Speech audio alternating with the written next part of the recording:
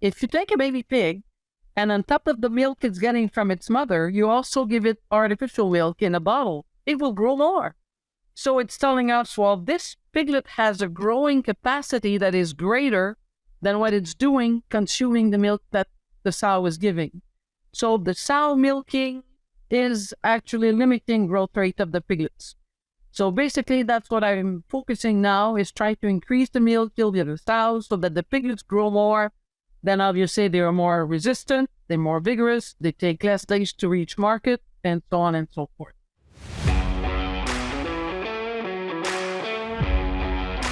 Hello everyone, I'm Dan Columbus, your host for today's Swine Canada podcast. With me today, I have Dr. Chantal Farmer, who is a research scientist in sow lactation biology at the Agriculture and Agri-Food Canada Sherbrooke Research and Development Centre. How are you today, Chantal? I am great, thank you. It's nice to be here. It's great to have you here. Thanks for joining us. It's especially good for me because this is being my first podcast show. I'm very glad to have one of my favorite scientists with me here to have a discussion. And I know we had some great discussions in the past, so I'm looking forward to it.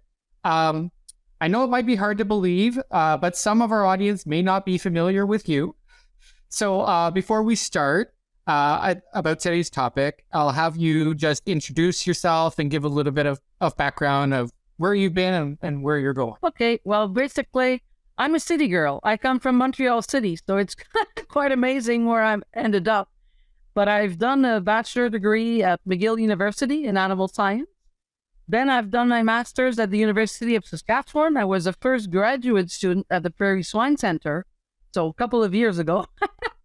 And then I moved on to Penn State in the US to do my PhD, looking at endocrinology and piglet survival and colostrum and milk composition. And I was lucky to be on a wonderful program where they hired me while I was a graduate student to come back and work for Agriculture Canada. So when I finished in 1986, I already had a job waiting for me at Sherbrooke, and I've been there ever since. So it's a very easy professional experience. So when I started working, my goal was always to increase sow milk yield, and I also wanted to increase fetal development and decrease piglet mortality. And in the past 20 years or so, I've really focused on increasing sow milk yield, and by using, in fact, one factor that's quite important and that was mostly forgotten, and that's mammary development. So if I want to start at the beginning, we know that now piglets do not consume enough milk. If you take a baby pig and on top of the milk it's getting from its mother, you also give it artificial milk in a bottle, it will grow more. So it's telling us, well, this piglet has a growing capacity that is greater than what it's doing consuming the milk that the sow is giving. So the sow milking is actually limiting growth rate of the piglets.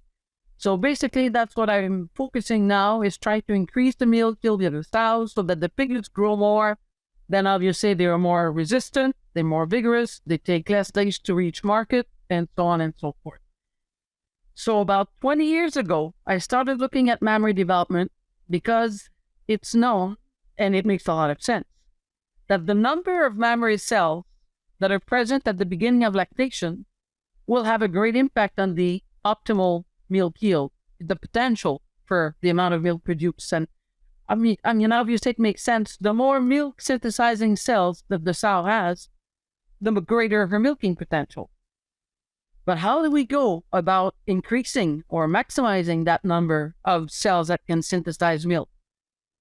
So you need to look at when there is any type of mammary development first in the pig. And that's actually in 3 stages of the life of the pig. So mammary development, at birth, there's nothing going on. But at 90 days of age, up to puberty, is the first phase where you see some mammary development. Then you mate the animal, and at the end of gestation, the last third. So again, the numbers, 90 is important. So 90 days of gestation to farrowing is the second time where you have rapid mammary development. And then in lactation. Why do I bother telling you these stages? Because 3 times 0 gives 0.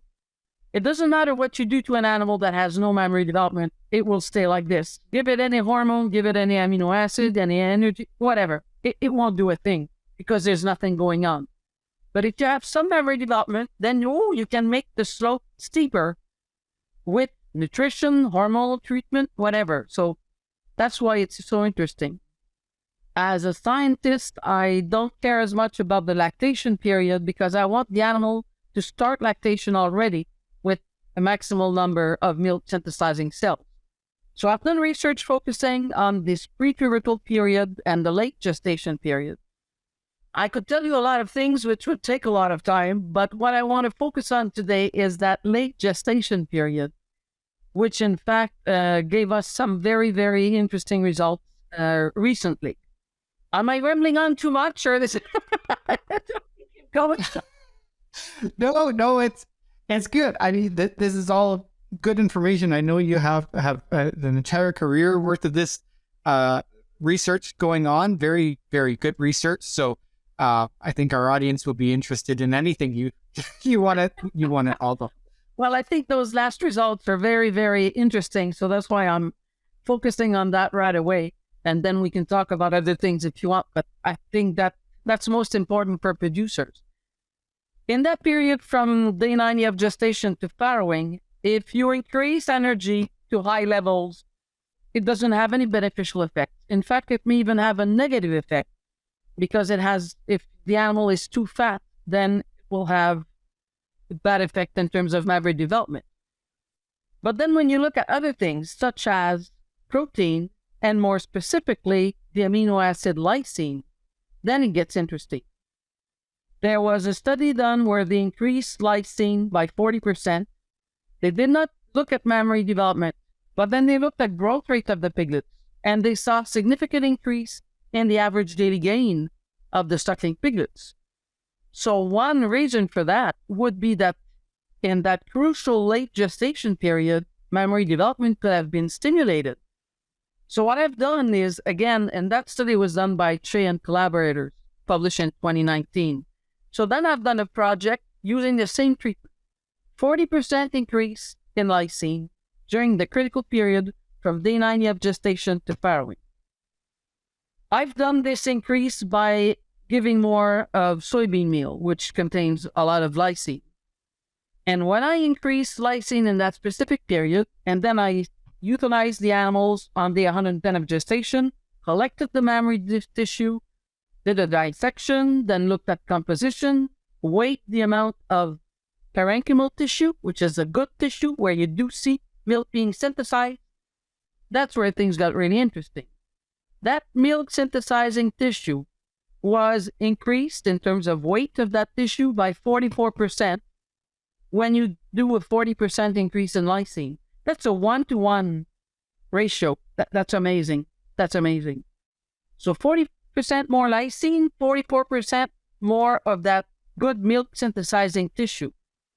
And this really tells producers, this was done on primiparous animals. Again, that's very, very important because I'm now doing a study on multiparous to see if the same thing happens. And it may not because you don't have the same type of animal. The primiparous is still growing, which is not the case with the multiparous. But now what it tells us is in that primiparous animal, when you have gestation, phase feeding is actually beneficial. As of 90 days of age, if you can increase soybean meal to increase lysine, it will stimulate mammary development, so milk yield and growth rate of the piglets when it follows.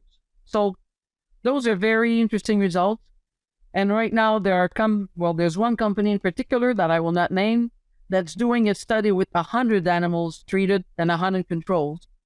Obviously not slaughtering the animals, letting them farrow, and looking at growth rate of the piglets to make sure that that effect is seen again with a large number of animals, because we can only use 20-some controls and 20-some treated in a research situation where we actually slaughter the animals to look at mammary tissue.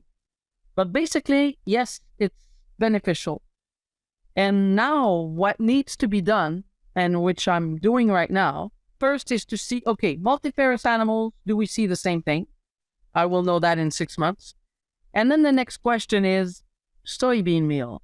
Okay, I increase soybean meal to increase by 40% lysine, but soybean meal contains other things. Obviously, if I increase lysine, I also increase other amino acids. I also increase protein. So we have to make sure it's the lysine that has an effect. So right now, we've just almost finished mating the animals to be able to look at increasing lysine through more soybean meal, or by just giving crystalline lysine in itself, or increasing protein, a whole protein, by putting more casein in the feed. So we will be able to say, is it soybean, is it lysine, or is it just the fact that it's a protein? My gut is telling me it's lysine, but we need to prove it. So that's coming eventually. But basically, I'm telling producers now that their first parity sows need to be fed differently as of 90 days of gestation to really help production of, mammary tissue. Right. That's incredible. Like you said, if it is just lysine and it's a 1-to-1, I mean, that would be, to me, that's unexpected because you generally don't get that kind of an effect of a single amino acid being added. Do you have thoughts as to what you think the mechanism behind that would be, that the additional lysine is completely being used completely and is going towards that mammary development? Well, we know that lysine is the most essential amino acid in swine. So all I can think of is that in terms of mammary tissue, there needs to be more lysine taken up by the mammary gland than what are current recommendations. So basically right now, there's kind of an underestimation of the lysine requirement for the mammary gland development in late gestation. So this is something else that I will keep working on with Leanne Huber at the University of Guelph, looking more specifically at the lysine aspect and dose response studies and how it may be working. So we'll be able to answer more of that question in 2 years or so. Right now, I think it's taken up by mammary tissue to a greater extent than what do you have. Well, we'll have to have you back on in 2 years. Huber is also really good at well. Yeah. Yeah. I mean, I think this is a very interesting thing, and it's something that I've questioned too. And a lot of it comes from the idea of bump feeding in late gestation and how, it's so controversial and most people are saying, it doesn't do anything, but how much of it is because we're not needing to adjust the amount of feed, but what's in the feed. So this seems like a first step towards, redefining or recharacterizing the nutrient requirements of a sow. Yep, I'm in total agreement with you, Dan. Exactly. It's not the whole amount of feed, it's what's in it that's important. Yep. You had said something when you were talking about some of the earlier work that you were doing where the piglets we know don't eat enough because if you fed them more, then they'll grow more. So I'm wondering if you've done stuff or have any thoughts on what is the difference or contribution between the amount of milk provided and the composition of the milk provided, and if you're working. Well, I haven't done specific studies on that, but I've read a lot. And basically, it's mainly the most important factor is the amount, more important than the composition. So, well, obviously, there's a relation between lactose and the amount of milk produced, but the composition of the milk comes second to the amount of milk being ingested. Well, really, the most important thing to try to do is to maximize how much milk is being produced by the sow. And another project I'm thinking on that is also really interesting is the use of teats in first parity.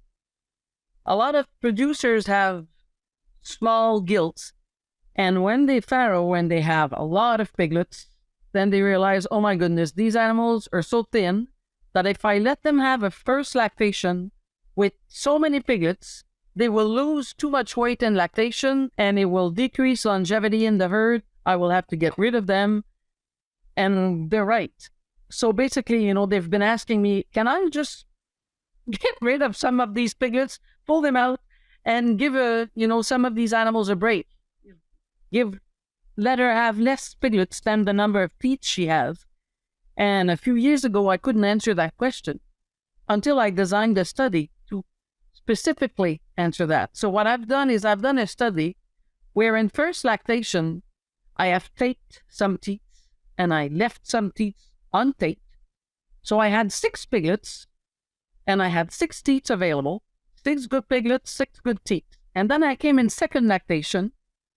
I had again 6 good piglets, but they either had access to teeth that were used in previous lactation or they had access to the other teeth. So I either taped the same teeth as I did in first lactation or the other teeth. And then I compared growth rate between these pigs suckling a teeth used before or not used before and looked at, is there a difference? And it's really amazing because the answer is yes, there is a difference. They start with a similar birth weight. Then as time goes on in lactation, there's a greater and greater difference in weight. And when they reach day 56, then it's a significant difference in weight, and it's a 1.12 kilogram difference. So now I can tell producers, yes, it's important to have all the teats used in first parity if you want these teats to produce a maximal amount of milk in the next parity. And then again, I was all happy with that result. And I went to the London Swine Conference, gave that talk, and I like talking to producers. They come up with great questions. So this guy raises his hand and he said, yes, but how long do piglets need to suckle that teat in the first lactation? And I thought, that is a great question. So then I did a study. And I had animals in first parity with either a 2-day lactation, 7-day lactation, or 21-day lactation. And then in a second parity, everybody had a 21-day lactation. And then I tried to see, are there differences in weight gains of these piglets, depending on the lactation length in parity 1? And the answer is no. So 2 days of lactation in first parity is enough. Leaving the piglets on for 7 days or 21 days is not more beneficial than having them there for 2 days. So now I can go back and tell that producer, now I have the answer to your question. Yes, you need to leave the piglets on the teats in the first parity, but 2 days is enough. If you have a gilt that's really thin, you don't want to, burden her too much with giving too much milk and lactation. On day 3 of lactation, come get rid of some piglets. And in the next lactation, everything will be fine. So this again is a study I thought was really, really interesting. And when you looked at mammary tissue, I looked at the end of lactation. I utilized the sows, looked at mammary tissue. And yes, there was a significant difference in terms of this good milk synthesizing the parenchymal tissue. So it's not just a fluke that the piglets were greater. No, there was more milk synthesizing tissue in these animals, and there were more cells, more DNA in this tissue. So definitely something was happening because a teat had been used in previous lactation. Lactation biology is really interesting. Well, I assume you wouldn't have spent a career studying it if you wasn't interested. So to me anyway, I'm very biased, but I like it. Yeah. No, but I think it is definitely an interesting topic. I don't personally know much when I go into it. I leave that up to the experts like you. But I do think it's interesting, especially from that early life and how are we impacting the piglet and also how the sow and how that is impacting her subsequent performance. So I do think it's very interesting that it has to be used, but it doesn't have to be used for very long. You would think that it's like the more you'd use, the better it would get. So I find that very interesting. So I was going to say the reverse is also very interesting. The involution process, that in lactation, if you have a gland that is not used, within 3 days, it's involuted and no more involution takes place later on. Within 3 days, it's done. And then the whole cycle starts again in the next gestation, regardless of when this involution took place. But it leads us again to say that suckling of a gland by piglets is essential for the maintenance of its function. So obviously, if you have a teat that is not being suckled after 3 days, that's the end of it. Don't even try to put a piglet on it. It will not give milk. After 2 days, yes, it will give milk, but to a lesser extent than if it had been used all the time. So this involution process is really interesting, and it happens at weaning in all the animals, starts at really 3 days, and at 7 days it's complete. And the next gestation, the whole thing starts over again. The last third of gestation, mammary development takes place. So it's a really nice process. And anyway, now we work a lot with the gilts, but then as I'm doing with the lysine study, we also need to move on with the multiparous, because that first gestation, where it's the first mammary development compared to second or third gestation, where there has already been mammary development that took place. Well, does it mean that the requirements are different in those cases? We don't know yet the answer to that question. I was just thinking when it came to the, making sure that in that guild one with her first litter, making sure that the piglets are suckling every teat to make sure that they're functional. Does that have to happen in the subsequent litters as well? Or do you have a teat that will then fail if it's not suckled in the subsequent lactation? I have no idea about the subsequent lactation. What I'm sure of is that it's most important in that first time, because there was never any development. So it's the first time that the gland is used, the first time the piglets are suckling it. So if I was to guess, I would guess that in second parity, it would not be as great an effect. It may still be there, but it may not be as important. But in that first lactation, it's crucial. But then again, it's a guess. I have no idea. It's more difficult. Sounds like another study to do.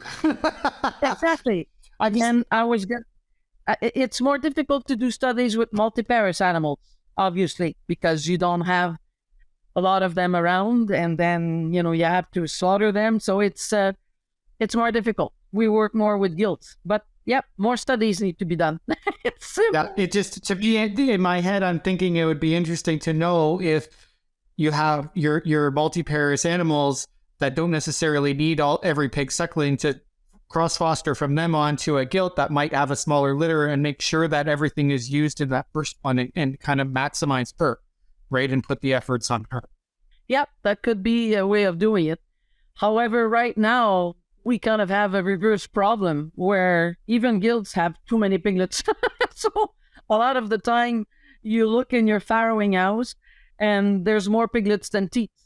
So then you're kind of stuck. You don't necessarily have to give them piglets. You have to find a nurse sow somewhere to take care of these extra piglets. But from a physiological point of view, what you're saying would, definitely be valid. Oh, it sounds like you can't retire. You still got some more work to do. That's what it sounds like. I don't know if I agree with it, but we'll see. I think moving on. Yeah. I'm interested in, and maybe your work doesn't really, I know it doesn't focus specifically on this, but because we mentioned the high prolificacy, and that we have sows that, or even gilts that are having litters that they can't support. So how would your research, I guess, lead into, or maybe affect the discussion around sow longevity and the problem that we're having with such a high mortality rate in our sows and replacement rate? It's difficult.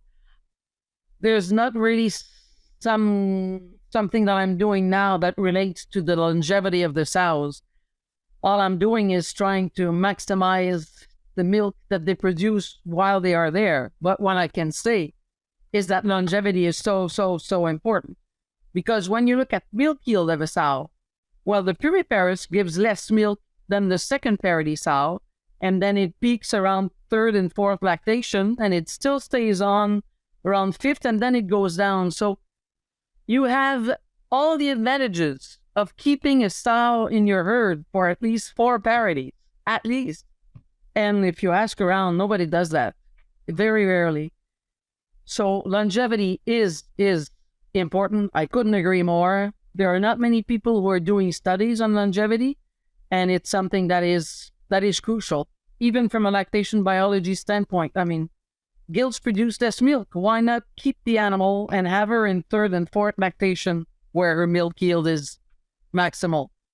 So it's something that we need to look at. And longevity also is related to all these leg problems. We see a lot of these leg problems. And in fact, some work I'm doing relates to that, because the growing gilt now, the new genetics that we have, they're really faster growing, and they grow so fast that they have more leg problems.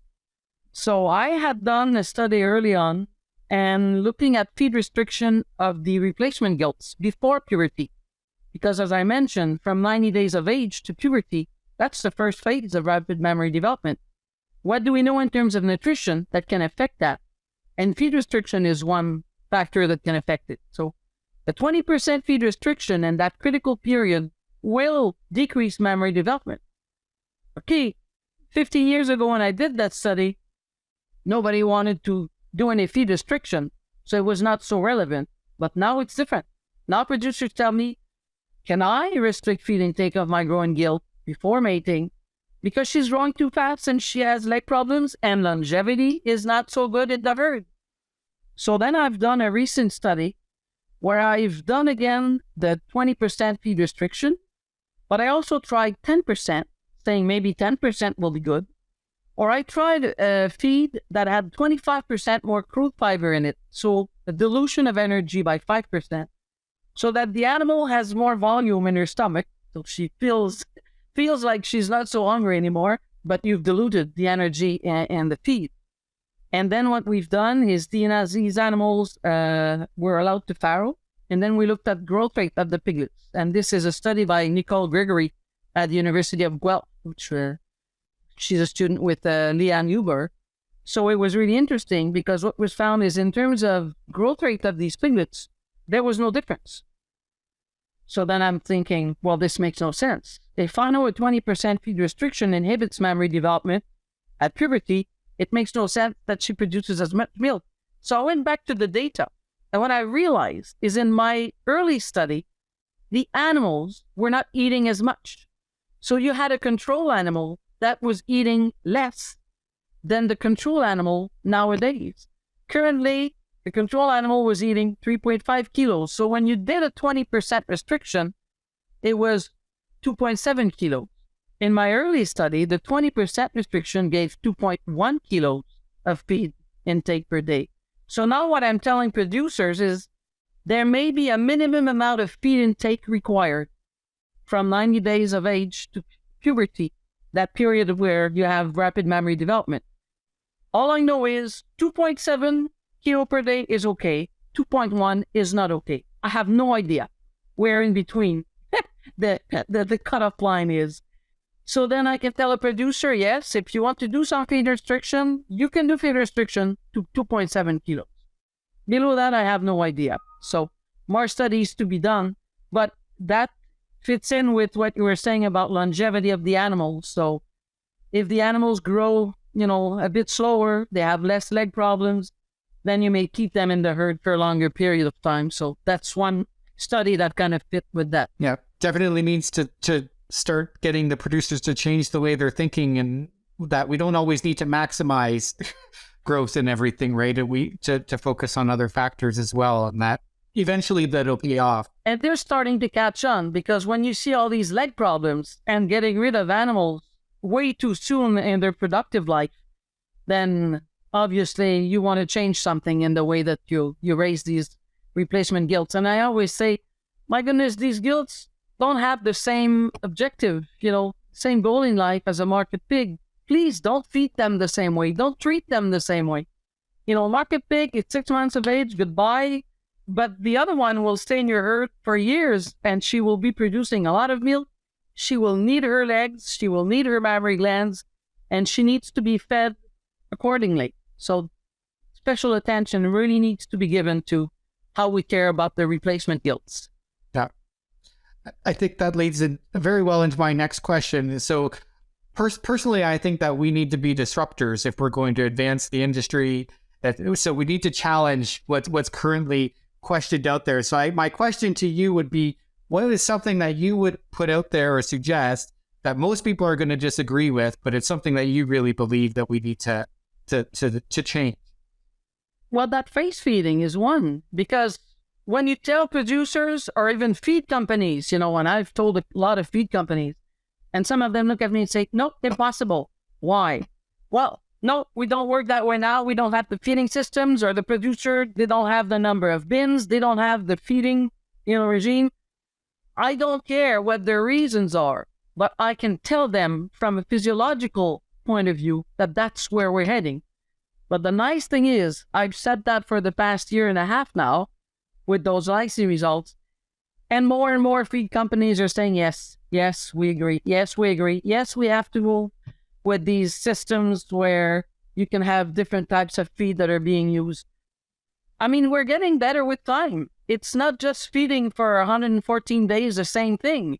We have to feed according to requirements. So face feeding is definitely, to me, something that needs to be done. Some people will agree and some people will not agree. But we're going there. I'm telling you, we're going there. Eventually, I'm sure of that.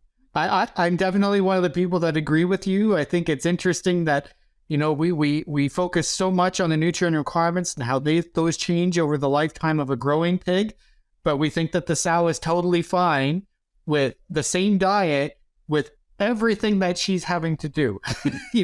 It's just that's something that has not made sense to me. So I definitely agree with you there that we need to start looking at that, and hopefully, maybe with the move to group housing and more ESF systems in that, we can start looking at that a little bit more. Yeah, but then with group housing, we have to make sure that we can control the individual feed intake. So you don't want everybody to just, it could be even worse. You have a group of animals and the food is there, and then the first one to get it gets what they want. So that's even worse. So we have to be able to control how much everybody eats and what we give to them as of a certain stage of gestation. So, yeah. Yeah, the chance for error is definitely greater when you go individual instead of feeding groups. So, yeah, I agree, but I think it's definitely, we need to move and start to see movement in that direction. And hopefully your research with Leanne and that will start to, look a little bit more about how those requirements change and how we can improve that. So I know this is probably going to be a difficult question to answer, given all the research that you've done. If you had a main take-home message or one thing that you would say for producers that they should implement this right now, what would that be? Well, I guess I would say look at your piglets. First of all, you have to make sure that these piglets, first they get colostrum early on, and then that they get milk. So if you're present at farrowing, that's one thing that is always good, to try to make sure that the little piglets get close to the other soon. They have to get, colostrum is available for 24 hours. That's it. So the sooner they get to the sow, the sooner they get colostrum, the greater chances they have. And obviously, if you look at the animals in early lactation, you want to make sure that, the very small piglets, there's no sense in keeping them, but you want to make sure that the other ones will have access to the glands. So give them the proper environment. And one thing that is also really important, personally, I think, one teat, one piglet. What's the point in having 10 plates on a table with 14 people to feed? No way. So try to make sure you don't have more piglets than there are teats. To me, that's something important. You want to look at the quality of the teats and make sure that one teat has one piglet. Obviously, if you have too many piglets, then you have to find other solutions, but there are other solutions. And one of them is also to stop selecting to increase litter size. We're at a stage where litter size is just fine. Thank you very much. But as producers, they've done a great job, but we need to move to something else now. The producers need to make sure that there's one teat per piglet, to me, and also that they get colostrum as soon as possible. That's the two things I guess I would say. Yeah, no, I think that's great. I was at a meeting recently and they asked a specific question in a breakout session of how do we improve litter performance and sow performance? And I said, reduce the number of pigs in the litter, and I was looked at like I had two heads. Like that was something that they had never considered, right? I think it's one of those things like, what's the point in having more piglets than the sow could ever support? So no, I think that's great. Okay, well, we're getting close to the end of our time. So I'll give you, before we move into the 3 questions that we ask everybody at the end, is there anything else on this topic that you would like to discuss that we haven't brought up or had a chance to discuss yet? No, I think that's pretty good. I just wish a lot more younger people would get into the field of lactation biology, but I don't have much control over that. So maybe somebody will listen and say, oh, this is what I want to do. Yeah. But no, I think we covered it. Hopefully we've sparked someone's interest and they have the opportunity to do that. I think that would be great if that's what comes out of this. Okay. So, the next part is we ask all of our interviewees 3 questions that are somewhat related and somewhat not to the topic. So the first one that we have is, what is your favorite swine related book or resource so your go-to? I'm going to be very biased and I will tell you my book. I was going to say, other than your book. It's I have 2 actually, but the first one I think is more related to sows. It's The Gestating and Lactating Sow. It was published by Wageningen, academic publisher. 2015, I think it came out the first time around. Then it was translated in Chinese. And the most recent book is The Suckling and Wean Piglets. So depending on the interest, if you're more into piglets or more into sow, those are the 2 books that I've edited. And personally, they're my go-to. I mean, I will often put them on the corner of my desk and then look for something in it because I can't remember everything by heart. But I definitely recommend them. So you go on the internet and you can find them easily. Yeah, no, I think it's great. I kind of expected that you were going to say your books. It's different. Hey, it's nice to hear somebody say something other than NRC. Oh no, I favor my books. Yeah. No, that's great. Shameless plug. Go out and buy Chantal's book today. Yeah. So, okay. Our next question is then, what is your favorite book or resource outside of agriculture? So this can be another resource. It can be a fiction or nonfiction book. I always say, if I'm not reading science, I'm reading murder mysteries. That's all there is to it. Somebody has to die. Otherwise, it's not interesting. And if you're talking about specific authors, one that I favor is James Patterson. I mean, he's written hundreds of books, and he has specific detectives that I really like the Women Murder Club or Michael Bennett. Anyway, so he has certain detectives, characters that I really like, and you follow them, through the years. So if I'm not reading science, I'm reading murders. There's nothing in between. The other. Oh, God.